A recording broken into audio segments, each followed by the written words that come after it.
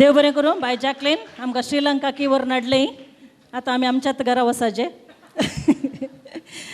भोव सोबीत रितीन हें कार्य सादर करूंक आमकां आज 7 जालें. ह्या कार्याक आयिल्ल्या तुमकां समेस्तांक आमी एका सुत्रान देव बरें करूं म्हणटा. सर गांवपिण्यांक गावप्यांक संगीतकारांक तशेंच ह्या कार्याक सहकार दिल्या हर एकल्याक आमी देव बरें करूं म्हणटा.